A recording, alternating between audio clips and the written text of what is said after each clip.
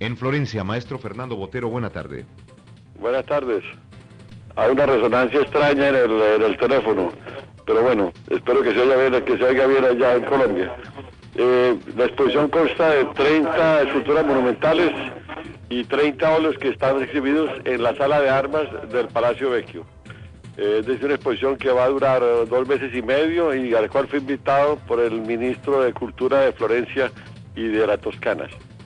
Maestro, entendemos que este es uno de sus mayores logros y este es el cumplimiento de un sueño anhelado hace muchos años. Hoy le quiero contar, maestro, el diario El Tiempo aquí en Bogotá publica en primera página pues las obras suyas expuestas allí en el Palacio de Vecchio, en la hermosa y milenaria Florencia. Y le quería preguntar si fue muy difícil llegar a cumplir este sueño. Bueno, la verdad, pues, yo fui estudiante en Florencia hace muchos años, en años 53 y 54, y claro, atravesé la plaza muchas veces, la Plaza de la Señoría, y nunca me pasó por la cabeza que algún día yo tendría la oportunidad de mostrar mis esculturas al lado de las de Miguel Ángel, de Benvenuto Cellini, de Amanati, de Bandinelli, y de todas esas grandes obras maestras que hay en esta plaza.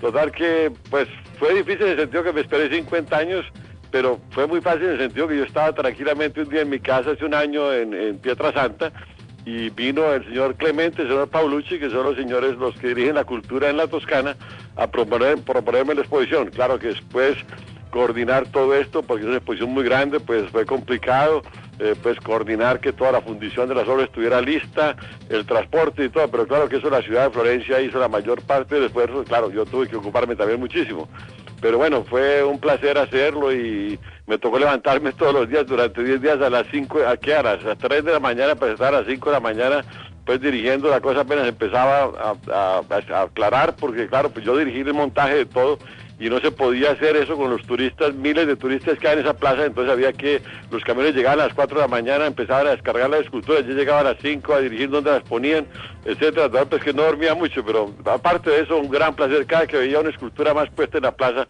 se me reventaba el corazón de felicidad y emoción, porque es una experiencia realmente maravillosa, sí, poder llegar a mostrar el trabajo que uno ha hecho con tanta pasión al lado de tantas cosas maravillosas como encierra esta plaza. Claro. Maestro, ¿cuánto duró ese trabajo, ese montaje, usted dirigiendo las obras allí en la plaza? Duró una semana, duramos poniendo la escultura, porque no se alcanzaba, como no se podía trabajar sino unas 3 o 4 horas hasta que empezaba a llenarse la plaza, porque esta es una plaza de las más concurridas del mundo. Y tenían que parar el trabajo. Era muy peligroso porque eran con grúas para mover estas grandes esculturas que pesan varias toneladas. Total, que la grúa pues es un aparato gigantesco para manejar todo esto, y bueno, y era un peligro, y la policía, claro, pues tenía que manejar esto en esa forma, porque claro, ellos son responsables de la seguridad del público, ¿no? Mire, exposiciones similares como esta ha hecho usted en Nueva York, en los Campos Elíseos, en París. Sí. ¿Qué diferencia hay de la que está haciendo en estos momentos en Florencia a las que ya conocimos en otras grandes capitales del mundo? Sí, bueno, la diferencia es la siguiente. Yo había expuesto en grandes sitios del mundo, grandes avenidas del mundo, grandes parques, pero que no tenían obras de arte. Es decir, por ejemplo, los Campos Elíseos, todo el mundo sabe, son las más bellas avenidas del mundo, Park Avenue, Nueva York, etcétera, pero pues son avenidas que no tienen obras de arte. La diferencia aquí es que uno está enfrentado al más grande arte del mundo. Es decir, porque hay originales griegos, Benvenuto Cellini, la copia del David de Miguel Ángel, Donatello, Bandinelli, bueno, cantidades de obras de arte. Es el sitio más rico en arte del mundo por metro cuadrado, es decir, una aglomeración así de obras maestras no se encuentra en ninguna parte del mundo. No hay un solo sitio en el mundo que tenga tantas obras maestras como esta plaza. Total, que estar ahí en esa plaza, al lado de todas estas maravillas, pues esa es la diferencia muy grande. Total, que yo francamente creo que esta será la última exposición, fuera de la que va a hacer en Medellín, porque ya ya no hay para dónde más coger, pues no hay otro sitio donde uno diga, quisiera en el Arex, pues tengo el deseo profundo de exponer en tal parte, porque no hay un sitio en el mundo, no hay un sitio más importante desde el punto de vista artístico que la Plaza de la Señoría. Sí, maestro, pues es muy importante que usted haya resaltado la importancia de la ubicación, pues para establecer el contacto. Le pregunto, a los colombianos siempre se nos critica porque nos preocupamos mucho por la imagen, sin embargo, pues es un orgullo saber que un colombiano pues está en semejante punto con una exhibición de tal magnitud. ¿Hasta dónde la gente relaciona el hecho de que usted sea colombiano y que esto es una cosa bastante positiva de un país como el nuestro, que por lo general genera solo noticias negativas a nivel internacional? Bueno, mire, para empezar, pues yo nunca he dicho, pues en todas partes he pregonado que soy colombiano, y sobre todo como en mi temática, en la pintura y también en la escultura, se ve una clara influencia latinoamericana, colombiana, pues es obvio que todo el mundo sabe que soy de Colombia, y lo digo con gran honor y con gran placer y con gran orgullo por todas partes, y nunca he pretendido ser de otro sitio. ¿Sí? Maestro Botero, ha sido de inmensa alegría observar las fotografías que hoy le dan la vuelta al mundo, no solamente en el diario El Tiempo de Bogotá, sino en los principales diarios de Italia. En Nueva York, maestro Fernando Botero, muy buenos días. Buenos días. Pues maestro Botero, nos sentimos muy orgullosos nuevamente de esta hazaña de llevar sus esculturas gigantescas a Park Avenue. Queríamos preguntarle, ¿hubo algún problema al comienzo? ¿Había alguna oposición de algunos vecinos de la calle de Park acerca de colocar estas esculturas? ¿Cómo se logró finalmente llevar las esculturas?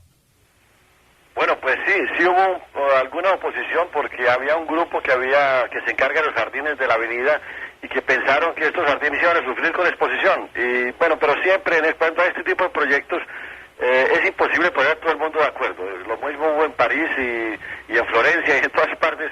Siempre hay un poco de oposición, pero lo importante era que la ciudad de Nueva York quería hacerlo. El encargado de los parques y jardines de la ciudad de Nueva York había resuelto que la exposición se hacía, lo mismo que el alcalde, tal que finalmente se logró hacer. Están escuchando al maestro Botero en Caracol Medellín, en 94.9. Esta exposición, Las Gordas de Botero, ya estuvieron en Florencia, en Montecarlo y en París. Ahora están en Manhattan. Maestro Botero, tenemos entendido que hubo ayer alguna complicación, algún incidente con la organización de la inauguración de su exposición. Bueno, no, realmente no. Se hizo un acto ahí en el Central Park, donde hay dos de las esculturas, y había muchos colombianos, entre otras cosas, lo cual me dio un gran placer. Y no, pues vino un representante del alcalde y se hizo la inauguración, no hubo ningún incidente. Yo estuve muy satisfecho de la forma como todo sucedió. Sí, es que muchos colombianos colaboraron con el transporte y ayudaron con todo este tema de las esculturas del maestro Botero. ¿Cuántas esculturas? Bueno, con el transporte no, eso sí, no, con la presencia de ellos en la inauguración, el transporte lo hizo pues una compañía americana. ¿Usted está hablando del transporte de la escultura? No, eso le iba a preguntar, ¿cómo fue lo del transporte de las esculturas por las calles de Nueva York? ¿Cómo se veía? Bueno, pues es como tener circo, es una cosa muy impresionante. Porque son camiones y camiones, que en cada camión enorme carga 2 o 3 esculturas, total que era todo un desfile, como tener circo. Sí. Total que es todo, y después hay grúas para subir estas obras, y claro, porque cada escultura pesa toneladas, pues son hechas en bronce, total que eso es bastante aparatoso, y claro, se paralizó el tráfico ahí en el medio de la ciudad, pues durante todo un día, pues fue muy complicado, pero bueno. Sí, maestro, le quería preguntar eso, ¿las esculturas viajan prácticamente al aire libre? Bueno, vinieron de Italia en barco, en grandes cajas, y después, claro, cuando llegan a la ciudad, pues se sacan de las cajas en un depósito, se ponen estos camiones especiales muy grandes, y claro, la grúa las va colocando sobre las bases una a una. Es bastante aparatosa la operación, pero bueno, claro, todo se hizo y todas las esculturas, nada sufrió, todas están en perfecto estado. Total que, bueno, muy bien organizado todo. Maestro Botero, algún periódico en Bogotá recordaba en estos días sus años de pobreza en Nueva York, hace quizá 35 años. ¿Para usted es esta la revancha, sentir lo que sintió anoche en Central Park, ver a los industriales más importantes de Estados Unidos y de Colombia alrededor suyo, una situación económica totalmente diferente? ¿Es realmente una revancha con Nueva York? Bueno, revancha no, porque yo no pues el hecho de que hubiera llegado aquí pues corto de plata no significa que hubiera sentido como odio por la ciudad ni nada. Y además pues usted sabe que fácil para un pintor pues lo más importante es pintar, y si uno está pintando pues esculpiendo pues está feliz. Pero pues no había una revancha. Yo pienso que tal vez revancha es cuando uno es infeliz y después es feliz, pero no, la verdad es una manera de vivir de una forma distinta y una gran satisfacción de ver pues que los que se logra, pero no había un sentimiento de revancha, no, porque es otro tipo de sentimiento cuando se es artista, ¿no? Florencia, Montecarlo, los Campos Elíseos de París y ahora Nueva York. ¿Cuál de todos estos escenarios está más cerca de su corazón? Bueno, cada cosa es distinta porque pues son ciudades que tienen un ambiente muy especial cada una. Bueno, a mí me parece que la exposición de Nueva York me da una gran satisfacción por ver la forma como la escultura se mezcla con el ambiente ultramoderno de la ciudad, que no desentona nada, pues eso me da una gran satisfacción. Por otra parte, claro, en París la gente podía aproximarse más a las esculturas. Aquí la gente las ve cuando pasa en automóvil, pero es difícil arrimarse y tocarlas, ¿no? En cambio, en París había como una orgía de sensualidad, en el sentido que había miles y miles de personas que caminaban entre las obras y las tocaban. Cada cosa es distinta, y claro, obviamente el torso frente al Arco del Triunfo era una cosa maravillosa que nunca se ha logrado, que nadie nunca ha tenido el placer de tener una escultura en ese sitio tan privilegiado. Como aquí en Nueva York también, porque nunca se ha hecho una exposición en Park Avenue, ¿verdad? Pero cada cosa tiene su encanto y su interés, ¿sí? 14 esculturas de bronce donde están animales y los personajes que hacen pues parte de su historia. En una ciudad tan grande, tan peligrosa y con una población pues hispana altísima, que a lo mejor no tiene los niveles de comportamiento cultural, por lo que usted sabe, pues la cantidad de indocumentados, de problemas de orden público, de inseguridad que tiene Nueva York, ¿qué peligro representa para las esculturas? Bueno, mire, yo soy optimista y creo que no va a pasar nada. En París también todo el mundo dijeron que iba a haber tal vez incidentes, que iba a pasar algo grave con las esculturas. Bueno, lo mismo, este verano tuve esculturas monumentales también prestadas a la ciudad de Aviñón, cuando hay un famoso festival internacional de teatro, donde va gente muy joven, un poco agresiva, etcétera, y además todo el mundo me dijo que iba a pasar algo. No pasó absolutamente nada. Yo no sé por qué hay un sentimiento por allá de que esas cosas pues no se tocan en una forma, digamos, agresiva, y hubo pequeños incidentes como que le robaron los bigotes a la escultura del gato, pero eso es más bien como un fetichismo pues no era una cosa como para dañar, que nadie estaba tratando de dañar las obras. Total que yo tengo la impresión que en Nueva York tampoco pasará nada. No sé, hay un sentimiento por allá de que el arte es algo que está para bien de todos y no para fastidiar a nadie, ¿verdad? Que hay un respeto para que sienten las personas, hasta las menos del nivel de educación más bajo. Hay un respeto para allá que es muy importante. Maestro, viendo sus esculturas en Aviñón, en París, ahora en Nueva York, ¿se las ha imaginado en Bogotá o en Medellín o eso está descartado? Bueno, no, en absoluto, no está descartado en absoluto. Estoy esperando que el momento sea propicio. Digamos, bueno, ahora tengo esta exposición está programada para ir a varios sitios. Va a ir a Madrid, va a ir a la ciudad de Chicago. Precisamente estuve la semana pasada con el alcalde de Chicago, que me invitó, y vamos a colocarlas en Michigan Avenue, que es uno de los sitios más bellos de la ciudad. Y bueno, y después, claro, pues espero llevarlas a Colombia. Pues claro, sería una gran emoción verlas en Medellín y en Bogotá, ¿sí? Sí. Maestro Botero, ¿cómo estuvo anoche la presentación, la inauguración? ¿Tuvo una reunión? ¿Quiénes le acompañaron? ¿Cómo estuvo el evento? Bueno, ayer hubo una pequeña preinauguración, una cena, donde había unas 300 personas, y hoy es la inauguración propiamente dicha. Pues hoy la galería está abierta para el público. Bueno, es una exposición, digamos, simultánea que se hace en la Galería Marlboro, de esculturas monumentales también. Esta galería, que es la más grande del mundo, pues tiene la capacidad de presentar esculturas monumentales también, lo cual está muy bien, ¿no? Que no tiene nada que ver con la exposición que está en Park Avenue, ¿sí? Pues maestro Botero, queríamos saludarle desde Caracol Estéreo del programa Viva FM y decirle que nos sentimos muy orgullosos nuevamente de que el nombre suyo, que al fin y al cabo es el nombre de Colombia, ahora esté en la capital del mundo, en Nueva York. Mucha suerte con la exposición y ojalá que nos la traiga muy pronto a Colombia. Bueno, muchas gracias. Quiero saludar al maestro Botero en París a esta hora. Maestro, gracias por atendernos. Buena tarde. ¿Qué tal, Julio? ¿Cómo le va? Bien, maestro, pues lo que hoy se pregunta el mundo, no solamente Colombia, sino sus seguidores en todo el planeta, ¿por qué se metió con este tema?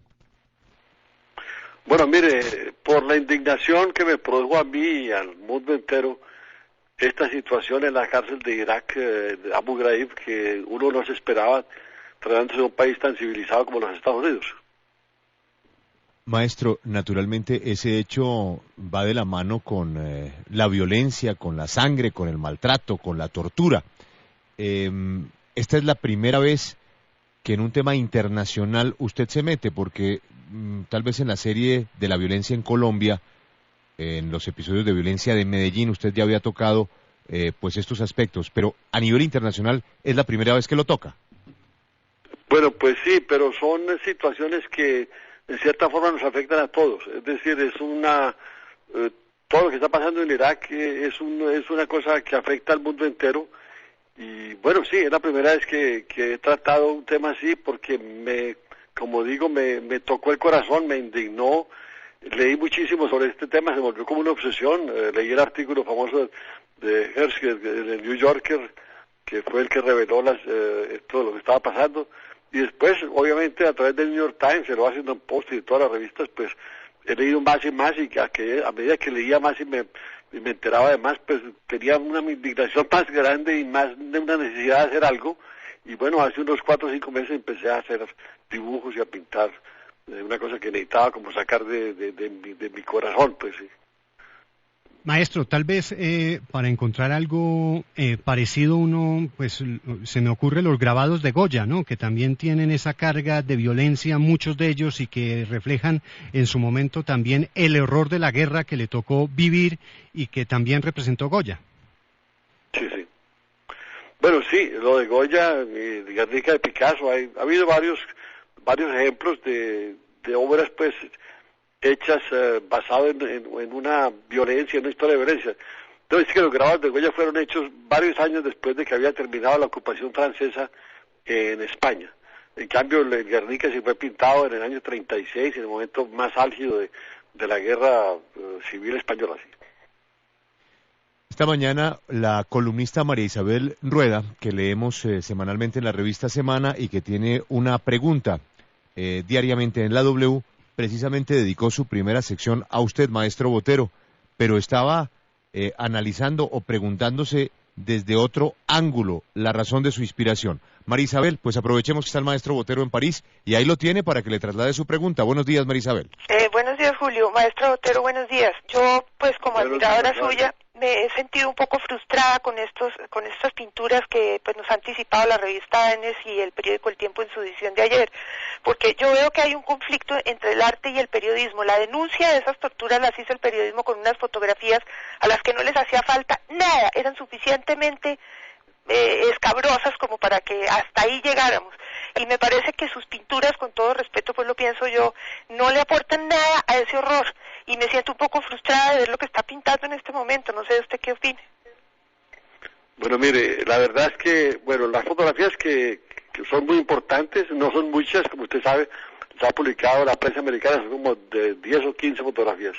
Sin embargo, los relatos que ha habido, pues van mucho más allá de las fotografías, porque obviamente es muy difícil que un fotógrafo esté en el momento preciso en que estén sodomizando a alguien, por ejemplo, o algo así. Total que, bueno, pues el pintor tiene la capacidad de ser visible lo invisible, y uno leyendo, pues ve más allá, porque el fotógrafo llega cuando ya pasó la cosa. En cambio, el pintor puede ser anterior a la cosa o en el acto de la cosa. Esa es la gran fortuna que tenemos nosotros, es que tenemos esa capacidad de ver más allá de lo que ve un fotógrafo. Maestro, total que, bueno, además se necesitaba una expresión artística, es decir, se ha hecho periodismo, se han hecho libros, se han escrito libros, se han hecho fotografías, etcétera, pero no había habido una expresión artística unida a esto, una denuncia artística unida a esto. Bueno, no es que yo me hubiera puesto en esa responsabilidad, ¿no? Se lo digo ahora porque usted me está haciendo esa pregunta, pero a un hecho así, pues es importante también que vaya unido una cosa artística. Sin compararme con Picasso, pues Picasso hizo Guernica y es un hecho en el momento más grande de la guerra civil, pues es como periodismo, pero le da otra dimensión a la cosa. Además, el pintor nunca aporta nada como solución en el momento de hacer su obra, pero la fuerza del arte es el testimonio. Es decir, todo el mundo se va a recordar de Guernica, del bombardeo de Guernica, fue un episodio más en la guerra civil por el cuadro de Guernica. Entonces, pues que la fuerza del arte está en eso del testimonio. Claro que el arte tiene que ser válido artísticamente para tener esa fuerza, y uno espera haber hecho una obra válida artísticamente. Pero digamos, uno no está en competencia ni con los fotógrafos ni con el periodismo, si uno está haciendo en otro nivel una cosa que es necesaria. Maestro Botero, le habla Luis Sarmiento desde Nueva York. Quería preguntarle, ¿le preocupa en alguna medida la controversia que pueda generar aquí entre el público norteamericano, entre los críticos, este tipo de obra, o justamente eso es lo que usted quiere, generar esa controversia y abrir nuevamente ese debate? No, es lo que yo quiero. Es decir, yo pinté eso, me nació pintarlo, me nació del alma hacer esos cuadros. Bueno, pues eso, es decir, eso no estoy revelando nada, es decir, revelando fue el New Yorker cuando reveló toda esta situación. Entonces estas fotos han sido publicadas, estos relatos han sido publicados, es decir, lo que pasa, la única novedad que hay aquí es que es una expresión artística unida a un hecho terrible, pero es decir, no es que yo esté revelándole al público norteamericano o al colombiano, que sea una cosa que ya todo el mundo conocía. Lo que pasa es que el arte tiene una dimensión otra, que es necesario también aplicar cuando se trata de una situación así, pues es necesario aplicarla también. Total, pero obviamente eso no va a cambiar nada ni nada, pues no, pero es que el problema es en el tiempo, hay un factor tiempo ahí también. Total que, bueno, pues todo eso es importante, ¿no? Maestro Botero, Diana Santana desde París, muy buenas tardes. Igualmente me gustaría preguntarle si luego de la serie que realizó sobre Pablo Escobar y ya digamos los comentarios que esto había suscitado, ¿esta otra temática no le da a usted tal vez más un ámbito internacional? Bueno, mire, primero que todo, la serie de Pablo Escobar no existe. Yo pinto un cuadrito que tiene 30 por 40 centímetros que está en el Museo de Medellín, que se llama La muerte de Pablo Escobar. Esa es toda la serie a la que se refiere, es un cuadrito que está en Medellín, que es parte de nuestra historia, que es un episodio como también hubo Al Capone en los Estados Unidos y todos los gángsters que hubo, pues son parte de la realidad de la historia de los Estados Unidos. Pues yo hice ese cuadrito. Pues yo no hice una serie de Pablo Escobar. Si la gente piensa que yo estoy alabando a Pablo Escobar o admirando, pues está completamente rara la situación. Pues, esta cosa no tiene nada que ver con ese cuadrito. Es una cosa pues que es un reflejo de una situación insoportable, inadmisible, y bueno, y además que uno necesita expresar yo como pintor pues tengo que expresar dentro de términos válidos artísticamente, pictóricos. Entonces lo que he tratado de hacer, pero obviamente el cuadrito de Pablo Escobar no tiene nada que ver con este asunto. Maestro Botero, pues nadie niega obviamente que en el arte también hay una función de denuncia que es importantísima y lo ha sido a través de los siglos, pero el arte también es fundamentalmente estética y entretenimiento. Yo no sé cómo se puede definir este conflicto que produce esta nueva onda suya en la pintura, porque uno mira sus cuadros y le produce rechazo y no lo entretiene a uno para nada, le produce rechazo. ¿Eso es lo que usted está buscando, que uno rechace sus cuadros? No, en absoluto, en absoluto. Es decir, en el drama también obviamente hay un elemento estético muy importante. Es decir, hay grandes obras, el funcionamiento de vida que hablábamos antes, y tantas obras, Grünewald, de Hans Bardung, pintor alemán del siglo XVI, pues tantas obras han sido trágicas y maravillosas.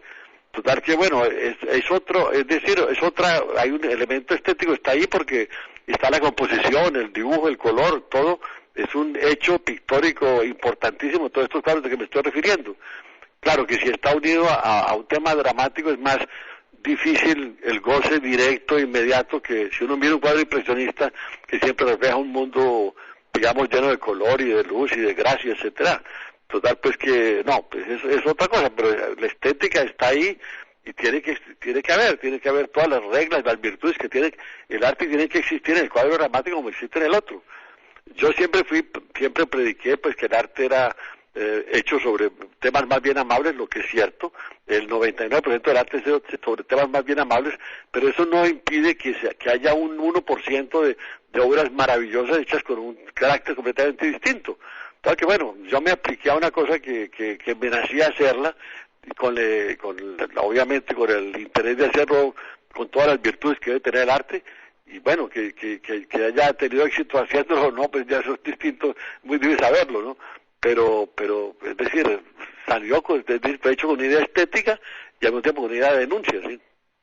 Sí, y ahí viene una de las grandes discusiones, si el arte tiene que ser simplemente decorativo o tiene otra función. Usted que muchas veces ha sido... Decorativo, si no. Por eso, pero es que muchas veces el maestro Fernando Botero ha sido acusado de lo contrario, de hacer un arte primeramente decorativo. Ahora cuando hace una obra que tiene esta dimensión de denuncia, también genera este tipo de rechazos que hacen parte de la vitalidad del mismo arte. No sé si... ¿Es el precio de llamarse Fernando Botero? Sí, sin duda.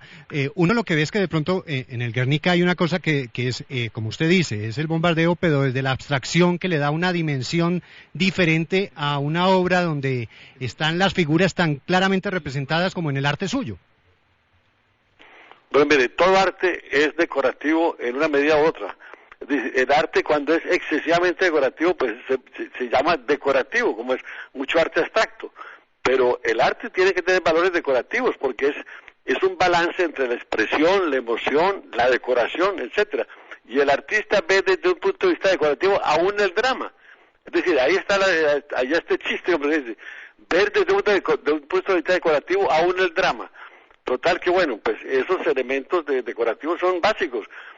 Matisse pues, decía, toda obra debe ser decorativa, y es así, toda la obra de Matisse es decorativa, y además otra cosa, pero digamos, los elementos decorativos de la pintura son tan necesarios como los valores expresivos, de emoción, etcétera. Pero la decoración está siempre ahí en el fondo, ahí ese elemento decorativo que debe tener el arte, sí. Pues maestro, mucha suerte con esta serie que, como hemos advertido, va a generar esta polémica no solamente en Colombia, sino en todo el mundo, por ser usted quien la firma y quien la ha creado. Maestro, me queda una última inquietud. Imagínese que acaba de salir el último número de la revista Time con las 100 personas más influyentes del mundo. Tenemos un foro abierto en eltiempo.com, en la página de internet del Tiempo, y muchos colombianos, además de celebrar que en esa lista esté Juanes, hablan de otros colombianos que deberían estar en la lista, y aparecen insistentemente los nombres de García Márquez y el nombre suyo. Yo quiero conocer su opinión de observar cómo un muchacho paisa aparece en esa lista. Me parece, Juanes, me parece buenísimo. Debo decir, pues, está muy bien que lo haya nombrado, porque debo decir que la música popular es una cosa que afecta, es como el fútbol, hay cosas que son vitales en la mayor parte de la gente, no es el arte, no es la literatura. Lo que afecta a mucha gente, o que emociona o justifica la vida o la felicidad de mucha gente, es el deporte, la música popular, etcétera. Total que si la gente considera que Juanes es una persona consecuente entre los más importantes del mundo, pues me alegra mucho, porque debo decir que el arte, la música popular es básica para tanta gente. Total que está muy bien que lo haya nombrado, yo lo admiro muchísimo, total que me parece fantástico que figura, y no podemos figurar todos los colombianos porque la lista es cortica, pero ya que han puesto a Juanes me parece estupendo. Maestro, feliz tarde en París y muchas gracias. Gracias, muy amable, adiós. Don Maestro Botero, buenos días. Buenos días. Julio. Sí, maestro, buenos días. Es que eres Julio. Bueno, mira, Julio, ¿cómo estás? Mira, esto ha sido una cosa muy desagradable. Te cuento rápidamente lo que pasó. El gobierno, digamos, la oficina de impuestos de Italia resolvió hacer una investigación, no mía, sino de todos los artistas que trabajamos en Pietrasanta. No sé por qué no habían pensado nunca. Yo llevo 20 años trabajando ahí, pero un día resolvieron investigar. Bueno, se dieron cuenta que mi actividad efectivamente es muy grande en Italia. Soy el artista, pues, digamos, en la región que hago trabajar más las fundiciones, etcétera. Pero bueno, yo soy, primero que todo, no soy residente en Italia porque vivo no más que 2 meses y medio en Pietrasanta. Segundo, todo el dinero que viene para pagar esas fundiciones, que es mucho dinero porque son muchas las esculturas que hago, vienen del exterior. Todas las esculturas que yo hago van al exterior, se exportan al exterior, nada se queda en Italia, nada se vende en Italia. Entonces, bueno, resulta que llega la finanza, pues que así se llama el fisco italiano. Pero usted debe tanto, dice, en el primer momento dice que debo $1 millón. Digo, pero señores, ¿por qué debo $1 millón? Yo no soy residente, usted me está tratando como si yo fuera italiano. Yo no debo un centavo, es más, yo voy a la corte donde sea y yo peleo esta cosa, porque ya oí el comentario, el comentario que me hizo un profesor de la Universidad de Pisa, experto en esa cosa de impuestos, que me dijo, usted no debe nada, usted no es italiano. Pero bueno, la finanza insiste que yo debo eso, y ahora después en la prensa me he enterado que ahora ya no son millones, sino 7 millones. En todo caso, pues yo le dije, mire, yo no le pago una lira, porque si yo pago una lira estoy admitiendo culpabilidad. Yo no soy italiano, usted no me puede pedir, yo estoy dando trabajo en Italia. Cuando todos estos años no han hecho sino decirme en todas partes, darme las gracias porque doy mucho trabajo, me han hecho ciudadano honorífico allá en la región. Todo pues no he sido no digo, sino elogios que yo hago trabajar centenares de personas, que qué maravilla, que no sé, y ahora resulta que todo esto resuelve que no, que soy italiano. Pues yo no soy italiano, yo soy colombiano y vivo 2 meses y medio de vacaciones la mayor parte del día porque mi familia viene a pasar por lo menos 1 mes cada año conmigo. Yo no es que trabaje tanto en Italia, yo trabajo más que todo fuera de Italia, pero ahora pues han resuelto esta cosa y yo voy a hacer la pelea en las cortes y no pago porque yo no soy culpable de ninguna irregularidad, no he hecho nada incorrecto, ni antes ni nunca en mi vida, y si yo pagara una ley estaría aceptando haber hecho algo malo y yo eso no lo acepto.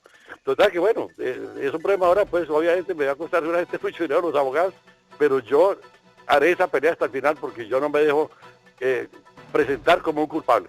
Yo no entiendo además que esta cosa que han hecho la finanza, esto de una negociación entre la finanza y los individuos, los particulares, pues es una cosa generalmente que se hace en privado. Y no, ellos lo que hicieron ahora fue hacer rueda de prensa, decir que me iban a abrir un proceso penal y yo no sé qué. Y de fondo me han hecho como un descrédito internacional que después va a ser muy difícil, el día que me declare inocente va a ser muy difícil decir, mande usted, haga otra rueda de prensa para decir que yo hice algo que yo todo lo que hice era correcto. Eso no, ya se queda la idea con la gente de que yo pues prácticamente voy a ir a la cárcel, pues. O sea que bueno, me encanta tener la oportunidad de haber hablado contigo y contarte esta cosa. Estoy en un aeropuerto, desgraciadamente, para salir y no va a poderme hablar mucho. Sí, pero maestro, déjeme hacerle una pregunta muy concreta. Hablamos con un tributarista en Italia, no de su caso, sino en general de lo que podría pasar con una persona que no reside en Italia. Y él nos hablaba de una proyección que hace el fisco italiano del número de días que pasa una persona en Italia. En su caso, usted tendría que pagar impuestos en Italia si pasara más de 180 días al año en Italia, pero Exacto. también se le van acumulando por cada 90, por cada 120 y por cada 180 días. ¿Sus cuentas le dan que usted máximo al año cuánto pasa en Italia? Yo paso 2 meses y medio en Italia cada año. Sí. Es decir, que usted no paga impuestos en Italia. Pues yo no pago impuestos en Italia, ¿pero por qué? Yo lo que hago es traer dinero a Italia y mandar las esculturas fuera. Entonces yo, por ejemplo, si yo voy a la Fiat, y digo, bueno, hágame 20 carros y yo los mando fuera y entonces paga un impuesto en Italia. Eso no tiene sentido. Claro, es decir, usted es un rentista en Italia, que vive en Italia y que gasta plata en Italia. Pero claro, es decir, yo no produzco, yo no gano dinero en Italia, yo mando todas mis esculturas afuera porque todas están vendidas anteriormente a los Estados Unidos, en Alemania, en todos lados se venden esculturas. Pero eso no se vende en Italia. Esos pagos no le llegan a una cuenta a Fernando Botero Italia. No, eso no me llega a Italia. ¿Le llega a su representante en otras partes? Me llega a otras partes, pero no a Italia, no. ¿Y qué dice? Yo mando a Italia solamente lo que necesito, mi dinero personal para vivir los 2 meses y medio y el pago a las fundiciones, que es bastante. Claro. Pues es obviamente en más de $1 millón al año que yo traigo en Italia para pagar las fundiciones. Y por supuesto usted paga impuestos. Eso no es delito, al contrario, eso es una cosa buena para Italia. Es un beneficio para Italia. 1000 veces. Claro. Me han felicitado por ese motivo, me han felicitado mucho y bueno, entonces ahora resulta que no, que ahora es lo contrario. Pues. Maestro, y finanza, cuando usted le dice eso, es que yo no vivo en Italia, yo lo que hago es trabajar en Italia, invertir en Italia y gastar en Italia, y no paso sino 2 meses y medio. ¿Qué le dijeron los de finanzas? Bueno, es que bueno, la gente de la finanza es fascinados de tener a alguien para, no sé, para probar que producen dinero y que trabajan mucho, no sé. Yo les dije, mire, aquí hay en Italia, aquí en Pietralanta hay por lo menos 50 escultores extranjeros que están en la misma situación que yo. La única diferencia es que hacen menos cosas, a lo mejor hacen la mitad o la tercera parte de lo que yo hago en exportaciones de esculturas. Entonces, pero estamos ahora metan 50 personas a la cárcel o pídales lo que sea, pero ¿cómo hace? Esto no, digo yo, aquí no hay una coherencia. Usted me está castigando por mi éxito. Es decir, porque si tuviera menos éxito me daría tranquilo, pero como ahí tengo éxito, entonces me quieren castigar. No, pues hay una falta de coherencia y de todas maneras el profesor de Pisa me dijo, mire, usted no debe 1 centavo y eso lo vamos a luchar y yo lo voy a hacer lo que sea, pero yo no dejo pues que me declaren culpable de nada en mi vida. Maestro, y usted también está en Monte Carlo, en Italia no tendría que pagar impuestos, pero me imagino que usted estará pagando impuestos en algún sitio, ¿en dónde?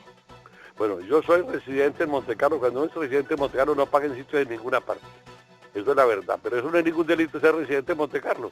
Yo soy residente ahí hace 20 años, pues, yo no tengo que pagar impuestos, pero eso es legal, no hay ninguna ilegalidad en eso.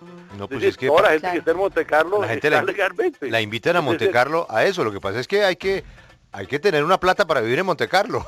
Bueno, pues lo que sea, pero en todo caso, pues, a uno, cuando uno se presenta a Monte Carlo, presenta una solicitud, le hace una investigación judicial de que uno tiene una vida limpia, etcétera, y que tiene suficiente dinero para vivir ahí, etcétera. Y uno, estando en Monte Carlo, y sobre todo para los artistas especialmente, porque la gente que viven, los residentes de Monte Carlo, si ganan plata en Monte Carlo, pagan impuestos sobre lo que ganan en Monte Carlo. Y si uno gana por fuera, no paga nada. Pero los artistas no pagamos ni siquiera si ganamos en Monte Carlo. Es una cosa que la Principauté, como se llama, el Principado, es decir, ellos están interesados en traer la cultura los artistas, etcétera, que han hecho esa cosa especial, pero eso no es ningún delito y eso ha tomado ventaja de esa mucha gente. Además es una cosa, que yo soy colombiano, yo vendo en el mundo entero, entonces ¿por qué tengo que yo pagarle a un país X, siendo que yo gano en el Japón, en Corea, en Alemania, en los Estados Unidos? ¿Por qué tengo que pagarle yo impuestos a Italia, por ejemplo, a cualquier país, siendo que yo gano en el mundo entero? Total que bueno, no tiene sentido. Si yo fuera a pagar eso, más bien lo pagaría a Colombia, pues, pero no se lo va a pagar ni a Italia ni a ningún otro país, pues. A propósito del maestro Fernando Botero, ayer se inauguró una exposición en Vigo, en la que él mismo estuvo presente, y se está hablando muy positivamente por eso hoy del maestro Fernando Botero aquí en España. ¿La de Abu Ghraib? Sí, la de Abu Ghraib. Se inauguró una exposición que era una mezcla del circo y Abu Ghraib. Yo quería mostrar como un aspecto en la vida y la violencia. Y hicieron una presentación extraordinaria en el museo. Fue realmente un gran éxito y sí, desgraciadamente pues sí, nunca es la felicidad completa. Digamos, en medio de todo este éxito me entero, me llaman de Italia a contarme lo que estaba pasando. Total, que increíble, me aguaron el placer del éxito ayer de la exposición. Y es que ahorita estábamos hablando precisamente con Pietrasanta, con el Gabinete de Arte y con algunas personas en Pietrasanta, y están bastante sorprendidos y sobre todo muy tristes y preocupados porque en caso de que se complicara, ¿usted podría irse? No vuelve. No, yo no vuelvo a hacer una escultura en Pietrasanta, nunca, después de esta experiencia, nunca. ¿Y qué pasa con la casa? Antes, yo fui un día en Berlín, en Suiza, en muchos sitios en Francia. Yo en Pietrasanta no vuelvo a hacer una escultura en mi vida. No, se acabó, pues se acabó. Sí, y el que pierde es Pietrasanta. Sí. Pues debo decir que sí, porque siempre uno detrás que tenían ahí los fundidores, pues maestro, todos están aterrados, pero porque muchas de las fundiciones viven de mí, pues total que bueno. Pues maestro, lamentamos mucho no estarlo llamando para hablar de Vigo, sino de esta noticia. Suerte en su viaje. Le agradezco que haya tenido oportunidad de explicar, porque la gente puede formarse una idea de que yo estoy haciendo algo incorrecto y no lo estoy haciendo. No, y la prensa italiana se va a dar un banquete con usted. Eso sí, pues prepárese. Bueno, maestro. Bueno, mil gracias. Feliz tarde para usted. Adiós. A celebrar al maestro Fernando Botero. Lo quiero invitar. Hay una noticia muy importante que demuestra pues que el maestro Botero tenía toda la razón. Se cometió una injusticia, se armó un escándalo mediático en su momento por cuenta de una pelea tributaria en Italia. Él siempre quedó muy frustrado con ese tema, no se dejó arrinconar del escándalo, dio la batalla, no aceptó arreglar por el camino y la noticia que tenemos es que ganó. Maestro Botero, felicitaciones, muy buenos días.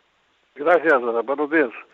Bueno, pues sí, debo decir que para mí fue una gran frustración que cuando vino la acusación de parte del Departamento de Finanzas, hicieron una conferencia de prensa que, tratándose de que yo era una persona conocida, aprovecharon para hacer un escándalo que no lo hacen con la gente que pues, es normal, digamos. Total que, bueno, hubo una resonancia de este asunto mucho en América Latina y en España, y para mi reputación pues, ha sido clara y simple y digamos, fue muy doloroso ver que hubo tanta publicidad sobre este asunto. Me presentaba como un evasor de impuestos y como que yo había establecido, digamos, casi toda una compañía en Italia una serie de cosas me acusaron. Resulta que todo resultó falso.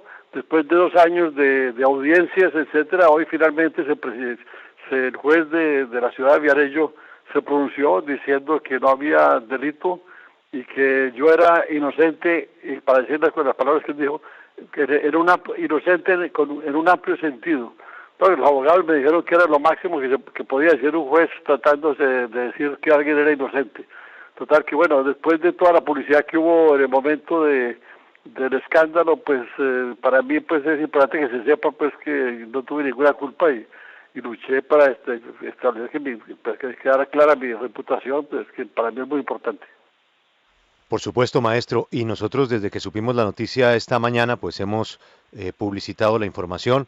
La estamos compartiendo con para mí es muy importante. Sí, no, y la estamos compartiendo con el auditorio de Prisa Radio, que son 26 millones de oyentes en América y en España, pero lo más importante, y allá no tenemos nosotros acceso, es que produzcan una rueda de prensa igual los medios que en su momento lo quisieron presentar como evasor de impuestos en Italia, maestro. Es lo mínimo que usted debe exigir.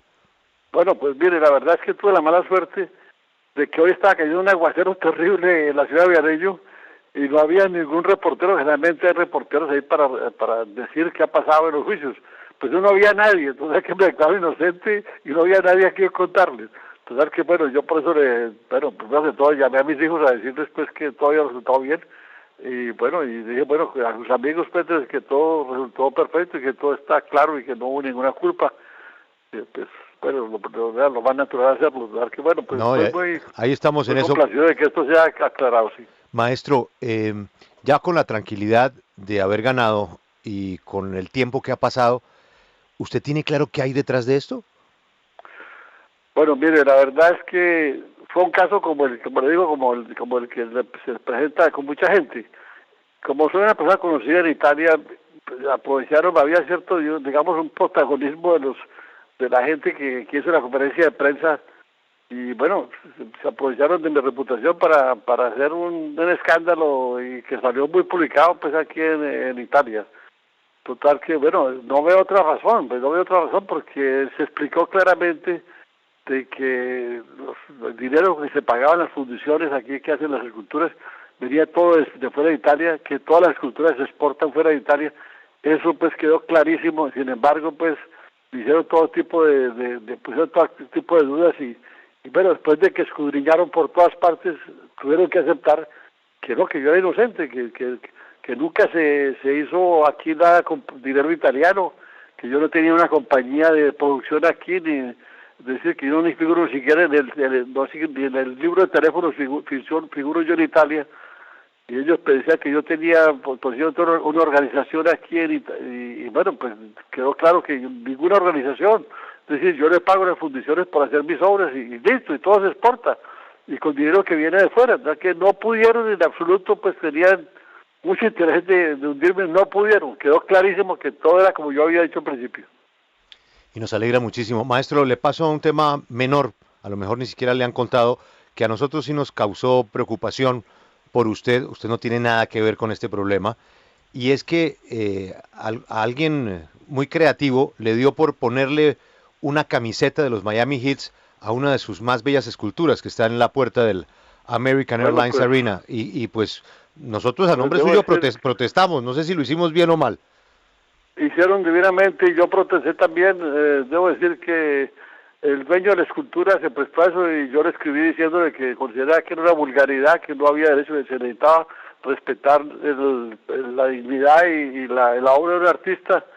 Bueno, se prestó el dueño a esta cosa y fue, bueno, es que desgraciadamente cuando las obras salen de las manos de uno pues pueden pasar muchas cosas. En este caso fue pues un exceso de vulgaridad total y bueno, creo que la retiraron inmediatamente cuando recibieron mi carta, retiraron la escultura y retiraron las camisetas. Así es, y bueno, y ganaron un partido por fuera y ahí siguen en la competencia. Quería preguntarle, bueno, Alberto, entonces hicimos bien, ¿no? La protesta que usted le Yo divinamente, yo les comuniqué a esa gente, los dueños, diciendo que la prensa y la radio se habían ocupado del asunto y que pues era un escándalo y que era una falta de respeto.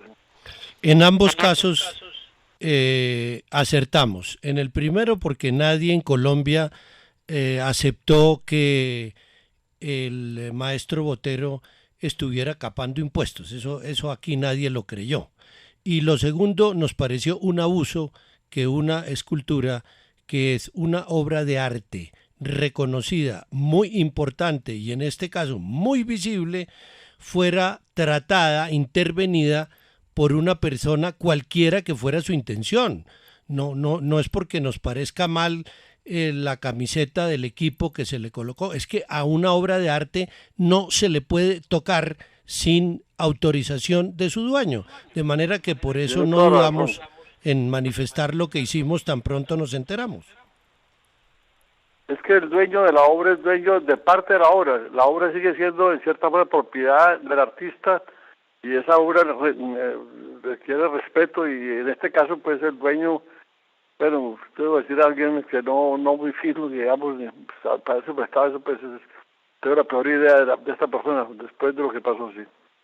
Maestro, finalmente también otro éxito, la última venta suya en los Estados Unidos, pero no voy a hablar de las megaobras que pues no tienen discusión, me llamó la atención de esas cosas que uno dice, si yo hubiera comprado ese dibujo, alguien compró un dibujo suyo y lo puso en el mercado por $33,000 y ese dibujo terminó vendiéndose por $237,000. Esto no tiene que ver nada con usted.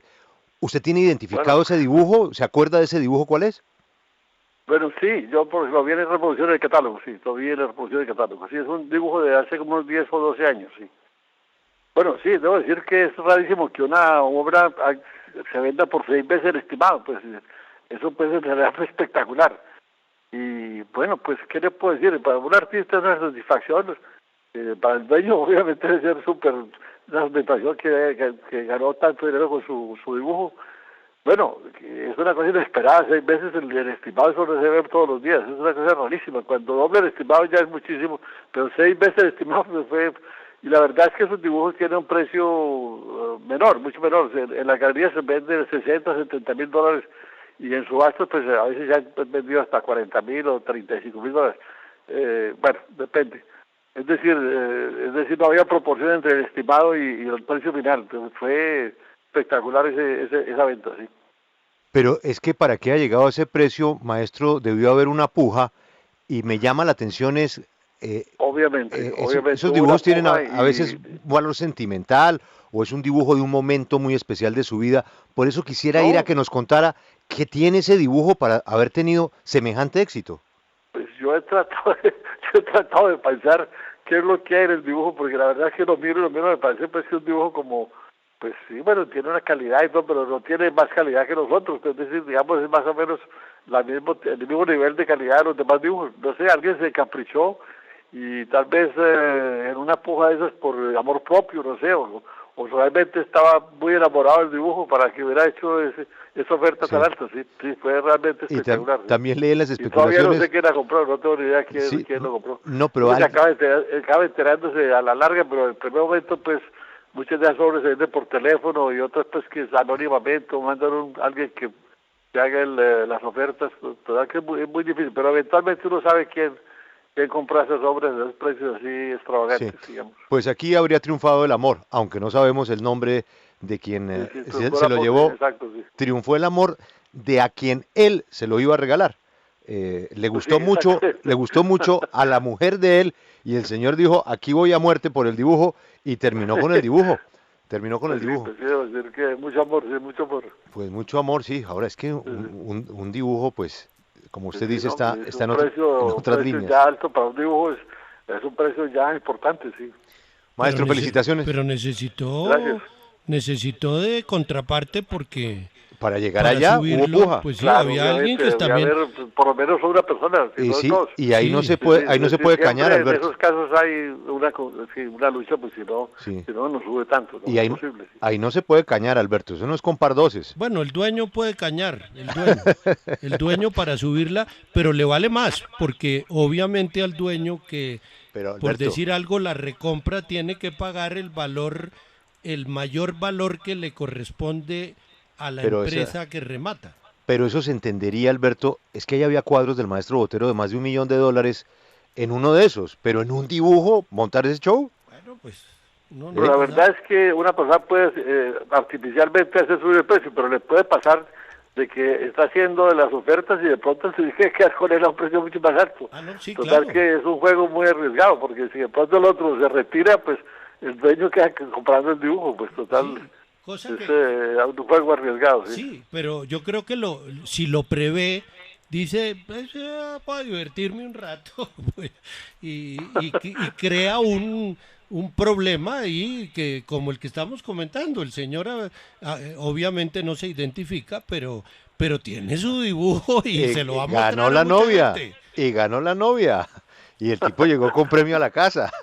Maestro Botero, felicitaciones por todas estas buenas noticias, nos alegra escucharlo, oírlo sonreír, porque por lo general cuando hablamos algún lío le están montando a usted y eso nos da mucha tristeza.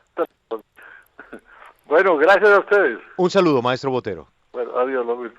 Ganó el pleito Fernando Botero en Italia. Maestro Fernando Botero, feliz cumpleaños. Gracias. Buenos días a ustedes. ¿No está un poquito cansado de tanta celebración? Estoy muerto.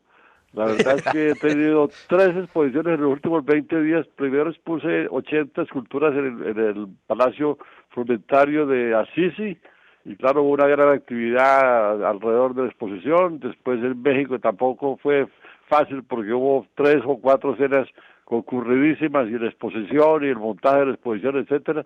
Afortunadamente tenía a mi hija Lina, que fue la curadora de todo este evento, y lo hizo fantásticamente bien. Y después hemos llegado a Medellín con la exposición del Vía Crucis, que se inauguró anoche, y también fue una cosa muy emocionante, multitudinaria. La gente en la plaza me cantaron el Happy Birthday. Los niños, había como 200 niños cantando, y una orquesta, y bueno, y todo el mundo estaba alrededor, mucho público. Entonces que fue, pues ha sido de emoción en emoción, y bueno, pues estamos un poquito cansados, pero feliz. Jubileo, Alberto, porque lo más emocionante es que él sigue asistiendo a todo esto, pendiente de todo esto, pero también pintando. Sigue más activo, más vital que nunca. Maestro Botero. Pintando en estos días no. Bueno, por estos días no, pero no, ya... pero más bien lamparazo. Bueno, le toca lamparazo, le toca mucho admirador, mucha admiradora, y por supuesto mucha foto con el maestro Botero, una lindísima carátula de la revista Semana.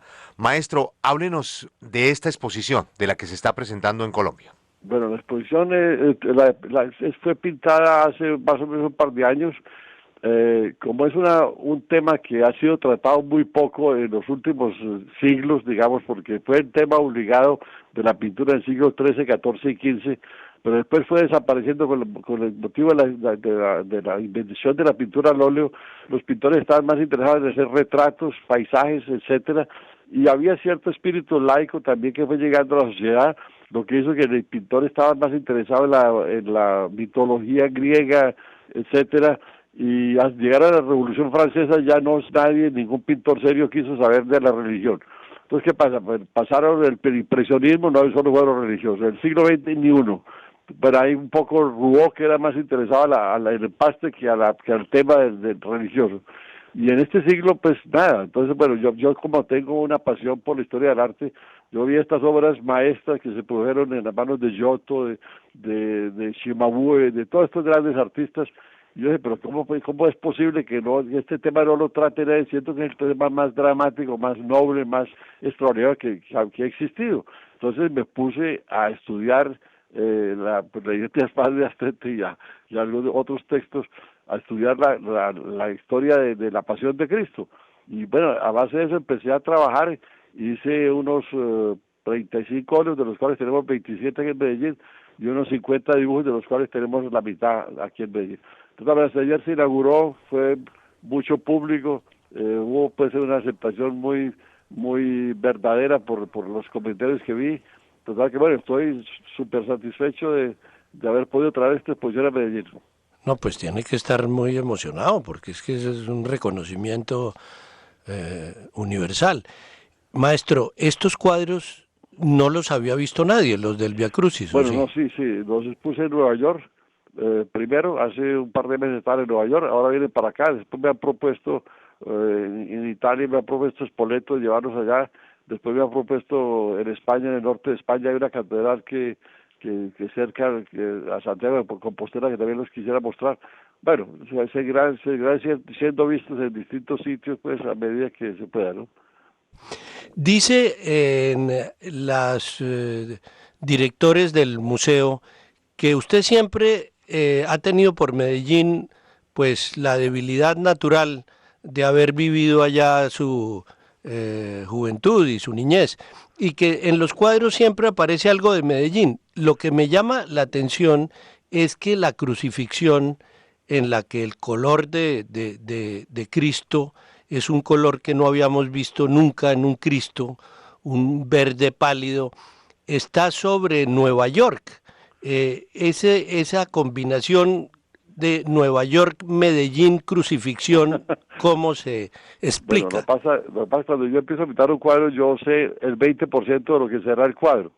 Entonces, en el caso de esta crucifixión que sucede como en Nueva York, yo pinté un fondo azul pálido como el cielo.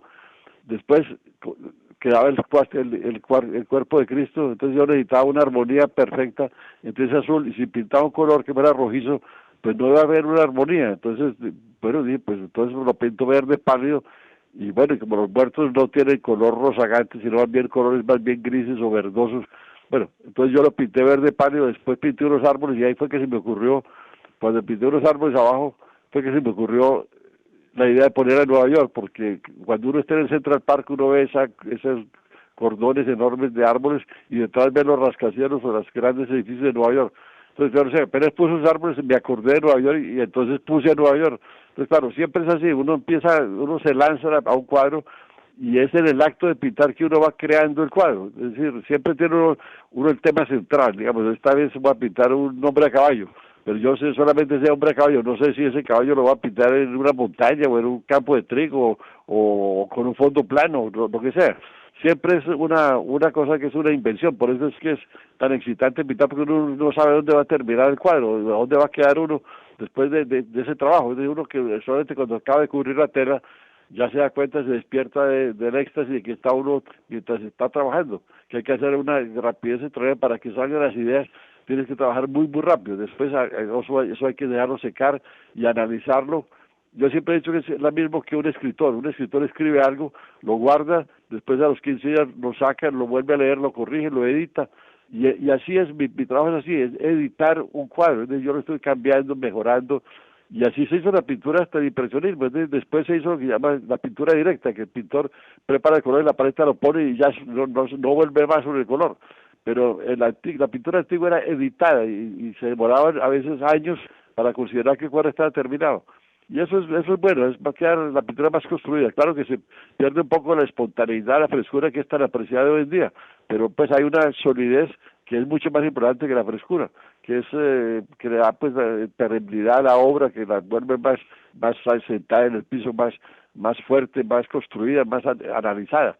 Entonces que bueno, así hago yo, y este cuadro fue hecho como siempre lo hago, siempre editándolo. Maestro, si yo le doy un tema, ¿me pinta un cuadro? A ver cómo lo hace. Perdón, no lo entendí. Si yo le doy un tema, usted me dice cómo pintaría un cuadro. Por ejemplo, ya sabe que en Europa estamos metidos en una crisis económica muy grande que, bueno, suele dar lugar a las ideas artísticas generalmente, ¿no? A lo largo de la historia, eso dice la historia, a las ideas artísticas más renovadoras. Nosotros aquí estamos presenciando en materia artística dos tendencias en todas las artes.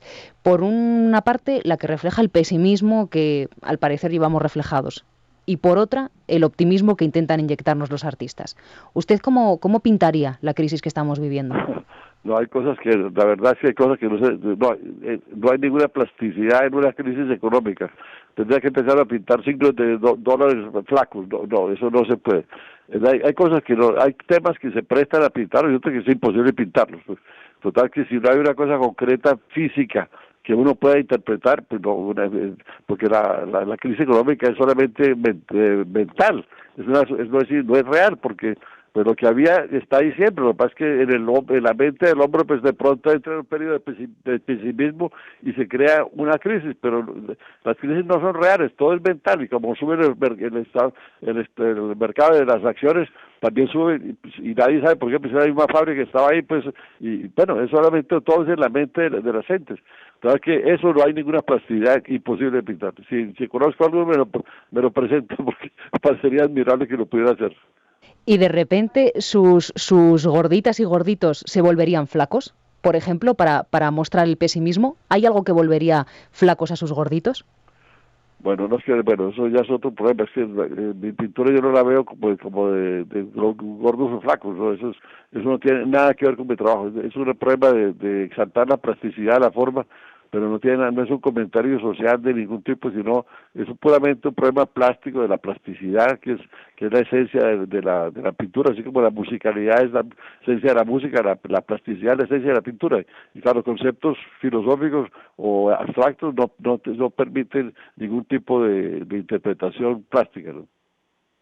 Maestro, volviendo nuevamente a la ciudad de Medellín, yo quisiera preguntarle por lo que ha significado para usted la escultura del gato, la que donó al corregimiento de San Cristóbal, a esta biblioteca que ya lleva su nombre, y cómo ha encontrado la ciudad después del tiempo en el que usted no la ha recorrido como en estos días. Bueno, pues, ¿qué le digo? Pues para mí fue muy emocionante. Yo visité el Centro Cultural lo visité hace casi un año. Me emocionó ver que en este barrio, que es un barrio obviamente pobre, habían hecho un teatro como para 500 personas, perfecto, salas de danza, salas de baile, biblioteca, etcétera. Total que tuvieron el gesto extraordinario de poner mi nombre a ese centro cultural.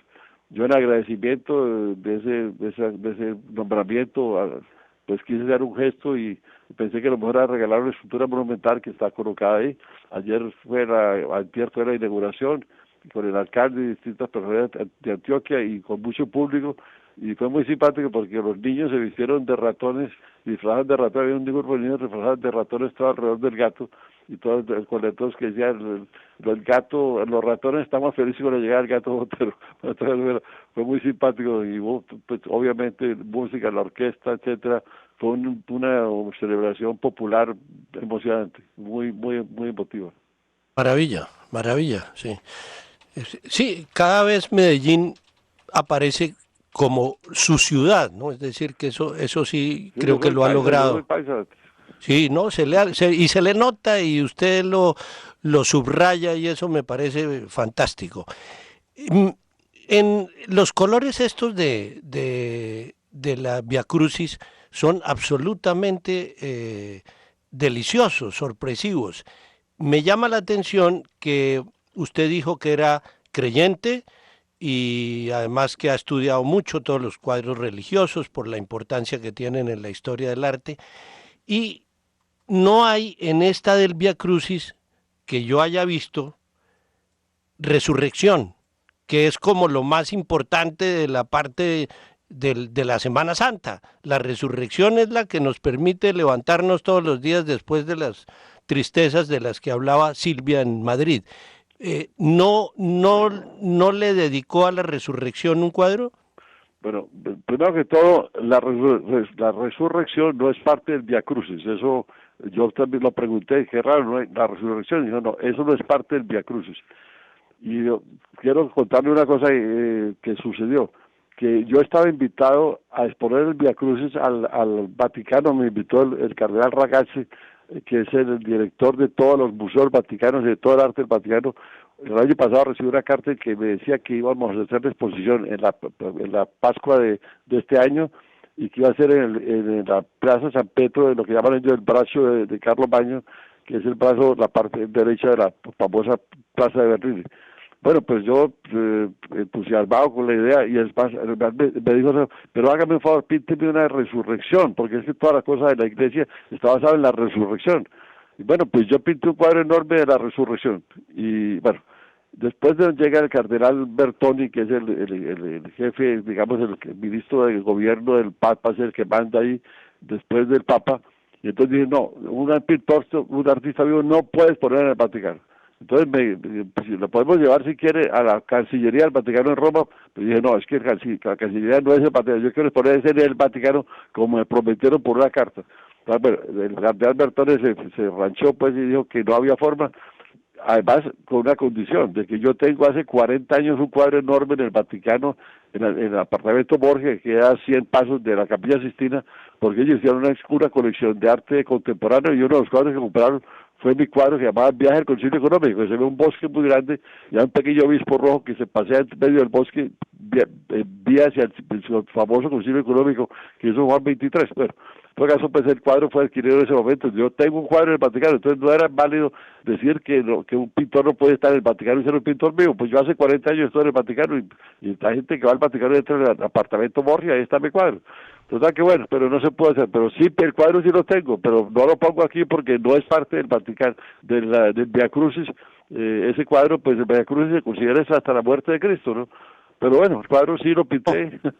Me ganó. Pero, ¿y ese cuadro de la resurrección está en algún sitio puesto o usted lo tiene guardado?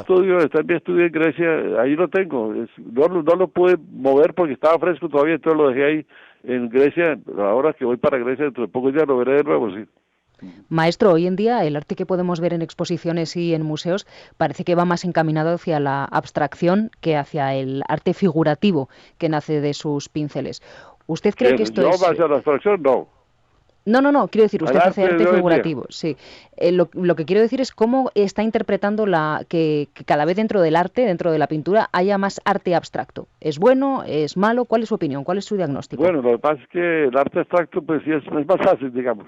El arte abstracto, la crítica que yo le hago al arte abstracto, es que el arte debe ser un balance entre colores, entre elementos plásticos y elementos expresivos.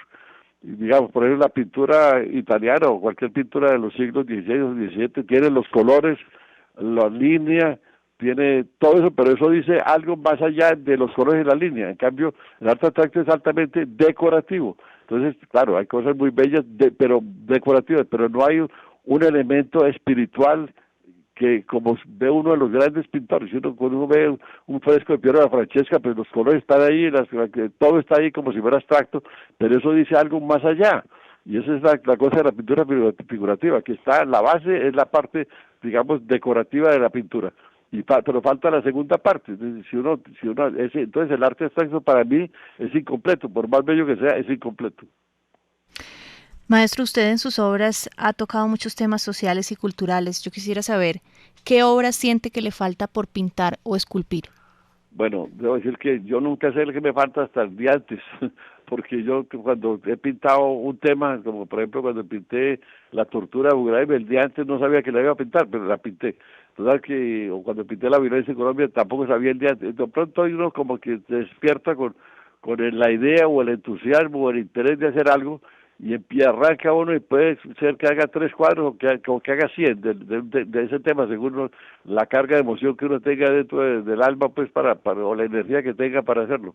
Pero es decir, las ideas vienen, es decir, la inspiración existe, es decir, uno está, sin estar buscando las cosas, de pronto le viene a uno una idea a la mente que mueve una cantidad de energía para decir lo que tiene que decir. Pero eso sí existe, es una palabra bastante desacreditada, pero existe, la inspiración existe. Y yo, cuando me ha llegado la inspiración, pues la he seguido. Maestro, una última curiosidad. Yo creo que debido a sus ocupaciones, pues no le queda mucho tiempo de explorar qué está pasando con otros pintores colombianos. Sin embargo, usted pues siempre ha sido muy generoso, sobre todo en apoyar nuevas generaciones. Bueno, debo decir que no tanto, debo decir que tuve una idea de hacer un premio de pintura con la idea de ayudar a los artistas, porque era un premio bastante bueno, era $50,000. Pero bueno, no sé, me parece que yo pensé que estos jóvenes artistas con ese dinero se iban a ir a Europa a estudiar o a los Estados Unidos o donde fuera, pero no fue el caso, es decir, no fue el caso, no hubo, así pues en realidad eso debería haber sido puesto con condición de que el que se ganara el premio tenía que irse, pero es difícil poner condiciones de ese tipo. Entonces pues no resultó la cosa y bueno, pues después de 5 años me aburrí y no lo hice más. ¿Usted ha comprado recientemente un cuadro de un pintor colombiano? No he comprado ni recientemente ni antiguamente. La verdad, pues, no, pero debo decir, no tengo admiración por ningún pintor colombiano, como para admirarlo tanto como para comprar sus obras, no me ha sucedido. Maestro Botero, gracias por su tiempo, gracias por sus regalos, sus visitas a Colombia siempre son maravillosas. Feliz cumpleaños.